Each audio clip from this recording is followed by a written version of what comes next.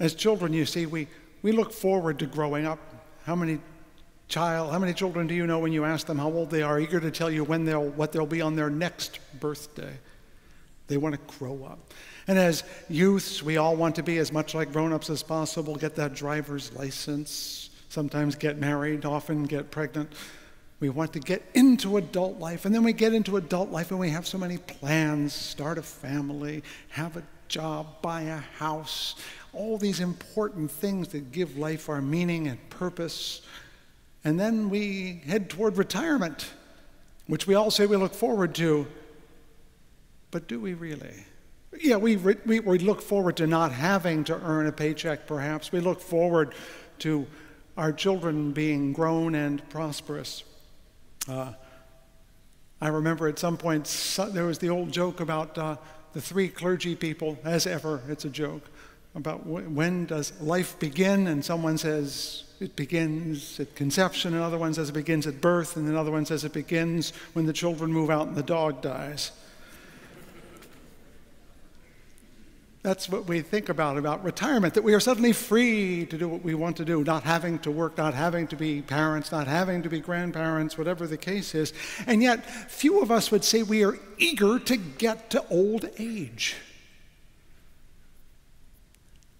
I think the psychic and spiritual challenges of old age, and let's call it oldness, almost everyone else does, let's not be euphemistic anymore, are really quite profound, and we're just not up to the task of talking about them. To find value in life when we are not working, which gives us a sense of purpose, when we are not parenting, which gives us a sense of value, how do we do that? These are the things we all are told make us important. We earn a paycheck, we own property, we have children. What does life mean when these are no longer defining your days? This is a challenge that Erik Erikson, in his theory of psychosocial development, called the crisis of ego integrity versus despair. When we reach a point and we look back on our lives and say, is that all there was, as Peggy Lee might have put it? Is my life consequential? What do I do with it now that I'm no longer measuring it in the ways that I've been measuring it before?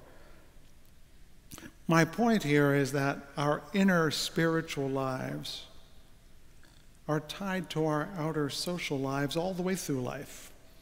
When we're children, we say, look, Ma, watch me. We need outer approval to gain inner confidence. When we're adults, we want to live in the right neighborhood or have the right job or enjoy a certain amount of status, and we get anxious when we don't. And the same is true when we reach old age. The outer world shapes our inner dialogue. Unless we have tasks, duties, and responsibilities, we may not have a purpose. And the trouble with our society is we have given no tasks, no duties, no responsibilities to the old. You're done. It's all a vacation. Go away. Try not to be a bother to us that have real jobs and real lives. Thank you very much. Which isn't true. But we're told this all the time. But it was Albert Einstein, who I think only exists in our minds as an old man, because you see that picture with all the hair on his head, who said, only a life lived for others is worth living. So for whom do you live as you get older? Not for your children, at least in the old sense of the word, not for your job, not in the traditional sense, maybe not for your neighbors. Erikson put it as ego integrity. If the purpose of life as he experienced it is to integrate our lives, our past, our memories, our experiences, our life choices, maybe the way to be spiritual in old age is to integrate your life with others. And I say this because, believe it or not, you may not notice this, we spend most of our lives, children, youth, adulthood, in enclaves, a word that comes from the word for lock, as in being locked in a room. We all live in enclaves. Your home is an enclave. You don't have to let anybody in. School is an enclave. You belong to a classroom. College, work, even your neighborhood, a church can be an enclave. It's a place where we look around and feel comfortable because we know the surroundings, we know that we're accepted, in part because we know who else is in the room with us. No wonder our lives need integrating, though. What that means is that if we live in one section of the world, the whole rest of the world is out there, and how do we connect to it? Then take away those enclaves with retirement. You don't go to the office anymore. You're not taking your children to school. They're not living at home. What happens when the enclaves change? To whom are you connected now? Well, I can tell you what society wants to connect you to. For the last 30 years, if I wanted to find an old person, I'd go to the old folks' home, right?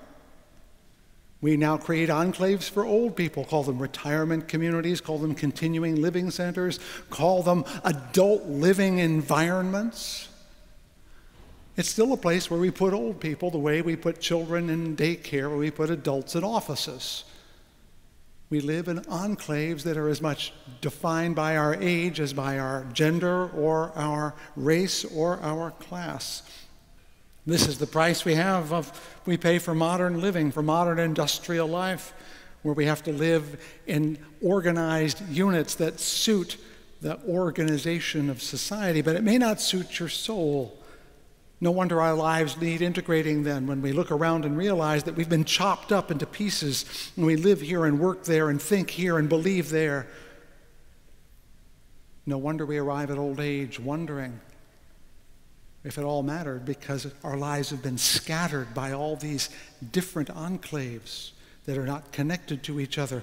But of course, this means the challenge of old age, the spiritual challenge of old age, as I see it, is to bring all these enclaves together in your own life.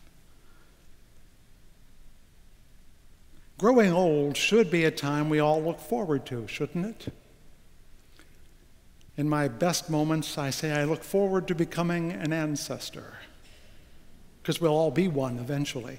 In fact, we would rather be one than we'd rather be the next ancestor than the very last descendant when you think about it. Correct?